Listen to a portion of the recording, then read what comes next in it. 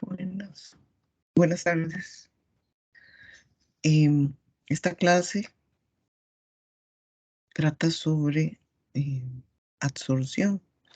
Dado que el próximo martes tenemos la charla con Catalina de Holcim, entonces es importante avanzar con este, que es de los últimos temas.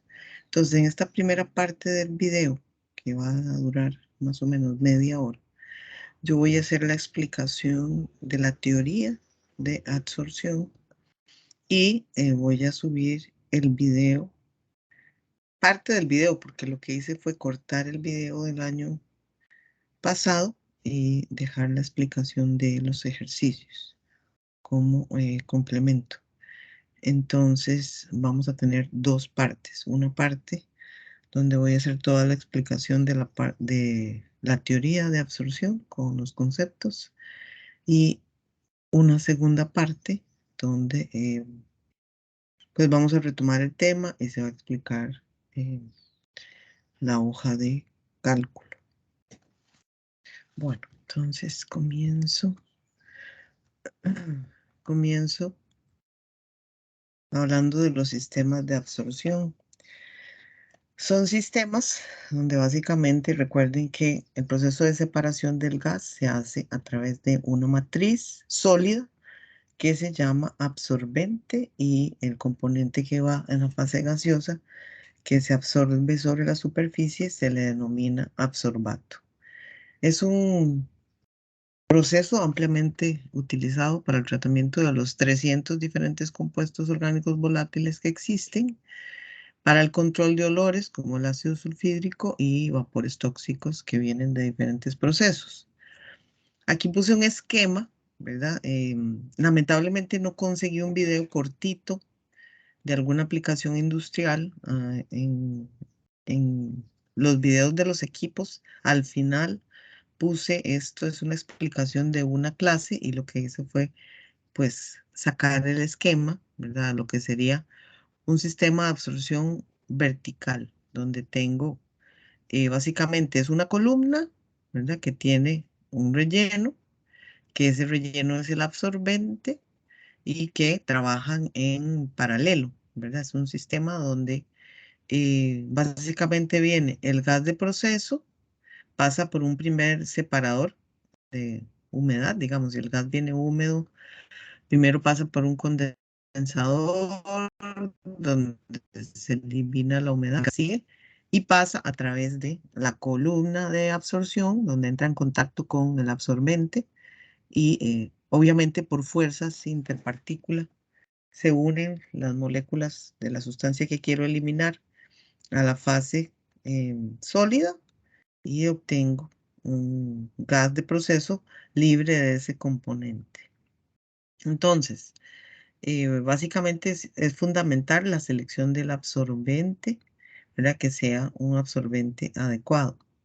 Tiene un tiempo de operación, ya vamos a ver, y cuando este se satura, porque el absorbente tiene una capacidad, entonces tiene que haber en paralelo un sistema de regeneración donde puedo tener vapor, puedo tener vapor de agua y ese vapor se trae, bueno, aquí se condensa el agua. Si empiezo aquí, ¿verdad? Entonces el agua viene condensada, pasa a un calentador, se genera vapor de agua y ese vapor de agua recircula a través de la columna.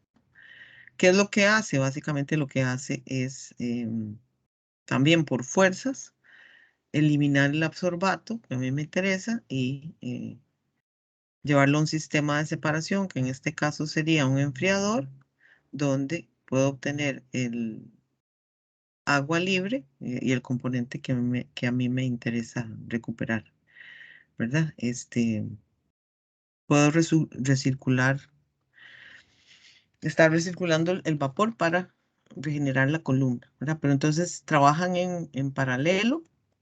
Aquí hay una foto de un sistema industrial de absorción que tiene 3 columnas, ¿verdad? Entonces, dependiendo del proceso, así, digamos, van a tener que sustituir el absorbente. Pero eso es para que ustedes se den una idea de lo que es un sistema de absorción, en este caso un sistema de absorción vertical.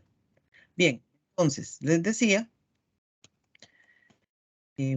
¿verdad? Que el fundamento es que yo tengo un absorbato, que es el componente que quiero eliminar de la corriente gaseosa, y en la fase sólida es el absorbente, que es un material que es muy poroso. Los poros lo que hacen es dar superficie, y en esa superficie se da una fuerza electrostática que adhiere las partículas del absorbato, lo adhiere a los poros del absorbente, ¿verdad? Y se usa para gases olorosos. Entonces, hay diferentes tipos de absorbente y eso es clave, ¿verdad? A la hora de trabajar con este sistema, yo tengo primero que conocer muy bien la corriente de gas, de qué tamaño son los componentes que yo quiero retirar de la corriente de gas. eh, y, y a partir de eso, entonces ya puedo hacer la selección de los diferentes tipos de absorbentes, carbón activado. El carbón activado hay diferentes tipos, ¿verdad? Dependiendo de dónde vengan, eh, ¿verdad? De cáscara de coco. También podemos tener carbón mineral, eh, ¿verdad? Diferentes tipos de carbón. Entonces es importante hacer la selección adecuada del absorbente. Sílica gel, óxidos de aluminio o zeolitas, que son tamices moleculares. Estas zeolitas tienen que trabajar con partículas que sean muy pequeñas. Entonces, si tenemos hidrocarburos grandes, no podemos trabajar con zeolitas.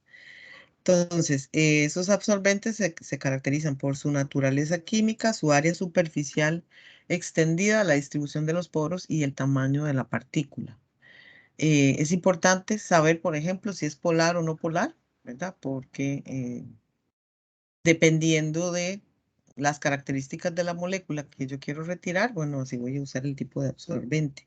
Y en el caso de un absorbente polar, y si la corriente tiene humedad, por ejemplo, ¿verdad? Entonces compite con el absorbato. Entonces hay que tener, digamos, el punto crítico aquí es la selección de este absorbente conociendo la corriente de gas. Entonces, ven, aquí hay algunos ejemplos de tipos de absorbente: carbón activado, alumina activada, mallas moleculares o tamices moleculares y sílica gel.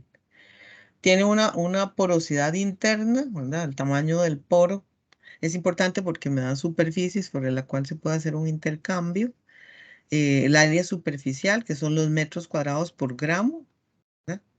Entonces puedo tener en un gramo de carbón activado de entre 600 a 1600 metros cuadrados por gramo. Esto es por la porosidad del absorbente, el volumen del poro, la densidad y el diámetro medio del poro, que en este caso, por ejemplo, tengo de 150 a 200 nanómetros, eh, de 180 a 200 nanómetros, de 30 a 90 y así, ¿verdad? Entonces vean que las tamices moleculares eh, tienen un diámetro medio del poro muy pequeñito. Entonces, y aquí es importante recordar que la mayoría de las moléculas de los gases con los que trabajamos, la mayoría de las moléculas gaseosas están entre 40 y 90 nanómetros. Entonces, eh, y es importante considerar el tamaño de la molécula cuando se hace la selección del absorbente,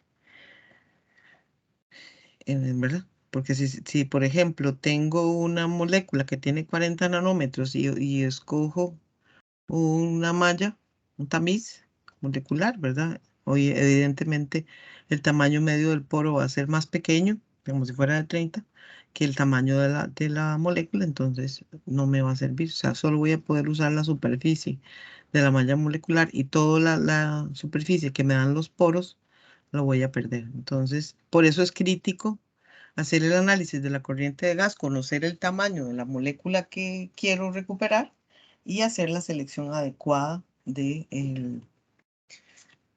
del poro. Ahí me falta un dato, ¿verdad? Espérense, porque por aquí lo tenía. ¿Cuál es esa relación entre esa relación?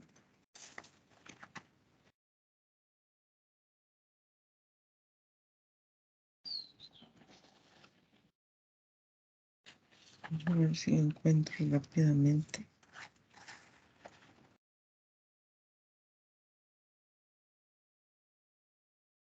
Bueno, no lo encuentro, sino en la próxima clase se los digo. No me acuerdo en este momento cuál es la relación que se busca entre el tamaño de la molécula y el tamaño del poro.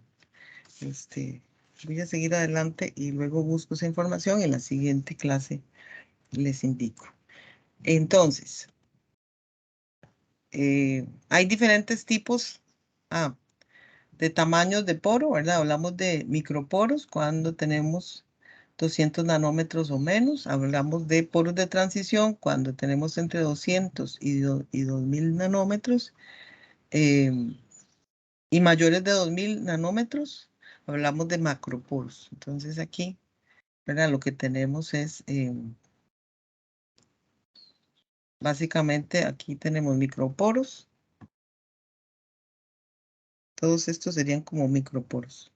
Pero tenemos diferentes tipos de tamaño del poro y así se hace la clasificación. Ok. Y esto es importante porque aquí estamos hablando de moléculas de gas que se absorben sobre una superficie de sólido. Ok, entonces tenemos absorción física, donde solamente tenemos fuerzas interpartículas, ¿verdad?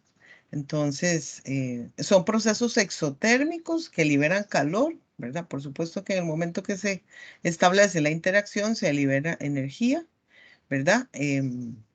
Sin embargo, como estas son fuerzas, se pueden desprender fácilmente. En el caso de que tenemos absorción química, aquí sí hay una reacción y por lo tanto, el absorbato se adhiere al absorbente a través de un enlace químico, entonces no es fácilmente reversible. Eh, Como les dije, ambos casos son procesos exotérmicos, porque aquí se generan fuerzas, se libera energía, aquí se forman enlaces, perdón, y se libera todavía más energía. Entonces, si en la absorción física tenemos 100 calorías por mol, en la absorción química 100 kilocalorías por mol, ¿verdad? Esta no es reversible, no es fácilmente reversible, entonces, pero si es un componente peligroso, pues yo uso un tamiz molecular em, que me permita recuperar el componente y luego hago una disposición final de ese absorbente que ya no puedo utilizar. Entonces, aquí hay sistemas, hablando de esos sistemas no regenerables, ¿verdad? Como este tipo canister, básicamente es una malla y en esa malla está el carbón activado. Este también es un sistema no regenerable, pero estamos hablando de un estañón que tiene 55 galones, ¿verdad? Entonces se utiliza en aplicaciones particulares.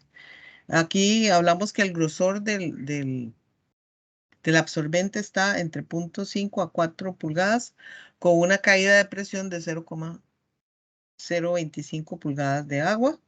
Entonces las velocidades del gas a través de este tipo de absorbente, así tipo de malla, son de 0,12 metros por segundo, ¿verdad? Pero no son regenerables. Y este otro, estamos hablando de velocidades de gas a través de este absorbente de 2,5 metros por segundo y igual se utilizan como respiraderos en tanques de almacenamiento y en reactores. Y tienen diferentes aplicaciones industriales. El detalle es que tienen un tiempo de servicio entre 6 meses y 2 años y se utilizan estos para purificación de aire en oficinas y laboratorios, ¿verdad? Entonces, de hecho, también se utilizan para purificar el jet fuel, que es el combustible de los aviones, ¿verdad? Entonces se hace a pasar a través de esto para eliminar ciertos componentes. Pero, como les digo, son no regenerables para eliminar compuestos olorosos o peligrosos y tienen un tiempo de servicio grande, entre 6 meses y hasta 2 años pueden durar. Ok, existen los que son sistemas regenerables. El que les mostré al inicio de este video es un sistema vertical. Aquí tenemos un sistema de cama horizontal, ¿verdad? En este caso se manejan caudales de 10.000 pies cúbicos por minuto, o sea, son caudales grandes, ¿verdad? Donde se hace pasar el gas a través de la cama de absorción. Y la idea es que aquí se adhieran todos los componentes en la cama de absorción. Ok. em, Vamos a ir viendo. Entonces, ¿cuál es el meollo del asunto? Pues a determinar el tamaño de esa cama de absorbente, ¿verdad? Ya sea en uno horizontal como este, que como les digo, trabaja con caudales de 10.000 pies cúbicos por minuto. Y en el caso de los verticales, ¿verdad? Estamos hablando de que se trabaja con caudales de 500 pies cúbicos por minuto. Tiene una caída de presión entre 3 y 15 pulgadas de agua. Igual, ¿verdad? Es un sistema que trabaja en paralelo, donde mientras el gas se hace pasar a través de una cama de absorción, ¿verdad? Otra puede estar regenerándose. Entonces, en este caso tenemos 3 eh, absorbentes verticales. ¿Ok? Entonces, hablemos del mecanismo de absorción, ¿verdad? Ya vimos la parte, digamos, estructural de cómo se configura. Ahora veamos cómo es el mecanismo de absorción. Entonces, hablamos de que sobre la superficie del absorbente, ¿verdad? Tenemos poros y que esos poros tienen que tener una proporción respecto al absorbato. El absorbato, ¿verdad? Tiene un tamaño determinado de molécula y esa molécula tiene que ser capaz de ser almacenada dentro de los poros del absorbente. Por eso es que hablamos de áreas superficiales tan grandes porque se toma en cuenta, ¿verdad? No solamente la superficie externa del absorbente, sino que se toma en cuenta la superficie de cada uno de los poros. Y entonces ahí se establece, ¿verdad? Una fuerza interpartícula entre el absorbato y el absorbente, ¿verdad? En el caso de que sea absorción física. La mayoría de los casos en los sistemas regenerables trabajamos con absorción física. Ok. Entonces, se establece igual un equilibrio, ¿verdad? Buscamos que se establezca un equilibrio de absorción. Son procedimientos de diseño empíricos basados en la experiencia y básicamente necesitamos saber en qué condiciones se establece el equilibrio de absorción para predecir el tamaño y las condiciones de operación del equipo. Entonces hay que construir isotermas de absorción, ¿verdad? Entonces, básicamente cuando se establece el equilibrio de absorción es porque la velocidad de absorción y la velocidad de liberación son iguales, ¿verdad? El número de moléculas de absorbato que llegan a la superficie del absorbente es la misma que el número de moléculas que dejan la superficie, o sea, es la velocidad de absorción y la velocidad de desorción son iguales. Entonces, cuando eso se da, la cama de absorbente, ¿verdad? O la superficie del absorbente está saturada con vapores y entonces básicamente esa condición de equilibrio, esa capacidad máxima que tiene el absorbente es el que establece la cantidad de vapores que se pueden absorber en las condiciones en las que estamos trabajando. Entonces, cuando trabajamos con las isotermas de absorción, ¿verdad? Que hay de diferentes modelos de las isotermas de absorción, lo que me permite a mí establecer la isoterma de absorción es a través de la presión parcial del componente, ¿verdad? Aquí tenemos un sistema de absorción de tetracloruro de carbono en carbón activado. Entonces, esta es la presión parcial, ¿verdad? Del componente, la presión parcial del absorbato a temperatura constante y entonces a una presión parcial del absorbato a cierta temperatura podemos leer cuánto es la capacidad del absorbente, ¿verdad? La capacidad es las libras o la cantidad del absorbato que se pueden recolectar en cierta cantidad de absorbente, ¿verdad? Entonces, en esta gráfica que es específica para tetracloruro de carbono con carbón activado, entonces me dice cuántas libras, una libra, el porcentaje de libras de tetracloruro que se recupera en 100 libras de carbono. Este dato es fundamental para poder hacer el diseño, ¿verdad? Entonces tengo que conocer la presión parcial porque es un equilibrio que se establece con el sólido, la temperatura de operación y con eso puedo calcular la capacidad. Entonces, hay diferentes modelos, como les dije, en relaciones de equilibrio de absorción y básicamente son diferentes modelos que se basan en una serie de criterios. Por ejemplo, las isotermas de Langmuir están basadas en que la capa de absorbato es una capa unimolecular, o sea que solamente se adhiere una molécula de absorbato a la superficie del absorbente y no hay molécula de absorbato sobre molécula de absorbato, ¿verdad? Eso es una capa unimolecular. Y, ¿verdad? En condiciones de equilibrio, pues la velocidad de absorción es la misma que la velocidad de desorción en la superficie. Entonces tenemos F, que es la fracción total de superficie del sólido que está ocupada por las moléculas del absorbato, y la tasa de absorción, ¿verdad? Es una velocidad de absorción. Es proporcional a la presión parcial del absorbato y a la fracción de la superficie que está disponible para la absorción. Entonces tengo básicamente que esta velocidad de absorción es la capacidad la presión parcial del absorbato por la parte de la superficie que está libre por una constante, ¿verdad? Que es constante de absorción.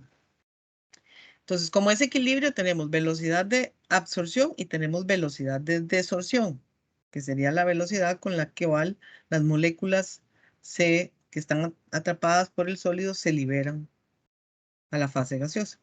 Entonces, y básicamente, como son en equilibrio, ¿verdad? Entonces tenemos aquí que la fracción de la superficie ocupada por el absorbato es RD, la velocidad de desorción, va a ser una constante por la fracción de la superficie que está ocupada por el absorbato. Entonces, igualando, ¿verdad? Porque como estamos trabajando con equilibrio, ambas velocidades son iguales, entonces de ahí yo puedo sacar cuál es la fracción de la superficie que está cubierta por el absorbato, como una relación entre la constante de absorción por la presión parcial del absorbato y la constante de absorción más la constante de absorción por la capacidad, eh, perdón, por la presión parcial del absorbato. Entonces, como es una capa unimolecular, ¿verdad? Entonces la masa de absorbato es M, es proporcional a la superficie cubierta. Entonces tengo que esa masa de absorbato es otra constante. Es una constante relacionada con la masa por la fracción de la superficie que está cubierta. Y entonces puedo combinar ambas ecuaciones, como está en términos de F, entonces sustituyo y obtengo, entonces, básicamente es la masa que se deposita sobre la superficie, ¿verdad? Eh, Aquí trabajamos a bajas presiones, entonces la K2 es cercano a cero, entonces esa ecuación se transforma en esta, que es la masa que se absorbe es igual a una constante por la presión parcial del absorbato. Y a presiones altas, básicamente tenemos una relación entre las dos constantes. Ok. Esa es, digamos, cómo se hace el tratamiento matemático para sacar la ecuación que describe la isoterma. Entonces, trabajamos con la isoterma de Freundlich, que es otro modelo, donde tengo que la cantidad de absorbato que se va a depositar es una constante, ¿verdad? Que se obtiene experimentalmente por la presión parcial del absorbato, con una constante que varía entre 0 y 1. Y entonces, por ejemplo, aquí yo les presento los parámetros para diferentes tipos de absorbato, de acetona, acetonitrileno, etcétera, a cierta temperatura de trabajo. Entonces, los valores de las constantes, K y N, para poder determinar la isoterma de Freundlich y saber, digamos, para diferentes presiones parciales a ciertas temperaturas, ¿verdad? Cuánto es la cantidad de absorbato que se va a depositar sobre la superficie. Y tiene un rango de aplicación, ¿verdad? Dependiendo de las presiones parciales, pues si esa presión está entre este valor, voy a poder obtener cuánto es la capacidad en esas condiciones de operación. Porque este es el fundamento para poder hacer el diseño, ¿verdad? Si yo tengo bien caracterizada la corriente de gas y yo sé cuál es mi absorbato, que yo quiero eliminar de la corriente gaseosa, entonces a partir de ahí, en las condiciones de operación, tengo que calcular cuánto es la cantidad. Bueno, tengo que seleccionar el absorbente y calcular cuál es el tamaño, ¿verdad? De la cama de absorción o cuál es el tamaño del relleno de la torre, en el caso de que sea un absorbente vertical. Entonces, recordar un poco cómo sucede el proceso de absorción. Esto ya lo vimos en operaciones, pero siempre es importante recordar, esta sería cómo se va saturando, esta sería la cama, un sistema que es regenerable. Tengo una concentración inicial a la entrada, ¿verdad? Entonces, tengo un gas que entra con una concentración C sub 0 al inicio y básicamente lo que va sucediendo es que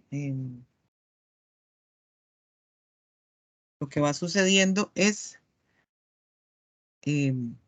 entra el absorbente, entra en contacto con la cama y básicamente se va dando el proceso de absorción, ¿verdad? Tengo una zona de transferencia de masa, una zona de transferencia de masa que se va desplazando en el tiempo, ¿verdad? Conforme estas zonas se van saturando, esta es una zona que ya está saturada, entonces, ¿verdad? Aquí tengo una zona de transferencia de masa donde todavía tengo eh, absorbente limpio, ¿verdad? Y esa zona de transferencia de masa se va moviendo, ¿verdad? Manteniendo la concentración del absorbato baja en la corriente de gas hasta que se satura y entonces la concentración vuelve a subir, ¿verdad? Aquí lo vemos en unas columnas verticales donde, básicamente entra el gas con una concentración del absorbato, ¿verdad? En el tiempo cero, inmediatamente entra en contacto con el absorbente limpio, ¿verdad? Y se forma una zona de transferencia de masa, ¿verdad? El absorbente se va saturando y la concentración a la salida aquí es una concentración baja, ¿verdad? Porque el absorbente tiene capacidad para absorber. Esta es la zona de transferencia de masa. Tiempo después, ya esta zona está saturada y la zona de transferencia de masa está aquí.